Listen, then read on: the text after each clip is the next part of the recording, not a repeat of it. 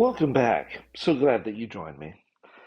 Right now, as we're reflecting on everything that's going on in our world, one of the things that we can say for surety and for certain is the fact that we have seen at point blank range, right in our face, the very fact that words have both healing and destructive powers. And we've seen words in these times create in very different and very disturbing ways at times. So often we forget that the words that we say and the actions that we back them up with create a spiraling effect that end up affecting people in the end. It goes both ways. What we do has a long-lasting impact on the people that we do it to. But not even just that. Those that we hurt or those that we bless are able to go and hurt or bless other people. While at the same time, it's our choice how we end up using the things that we're doing, the things that we're saying. The question that we need to be asking ourselves continually is this: in what I'm doing and what I'm saying, am I actually bringing God honor and glory? Or, in the end, am I actually causing hurt and damage? Now, that's really big to even have to think about, isn't it?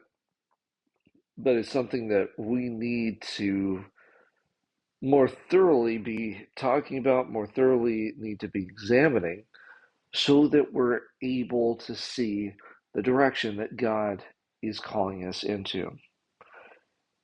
That actually brings us into our verse for today, which is a very important verse with what we're talking about. It's in Psalms chapter 33, in verse 6. It says this: By the word of the Lord the heavens were made, and by the breath of his mouth all their host.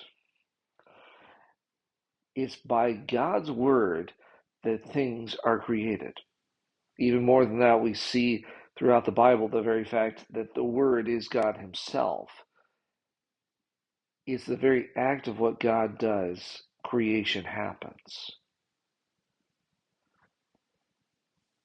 Even in that, this is why, just like we said a few moments ago, the very act of what we do creates and destroys things in ways that we cannot even imagine.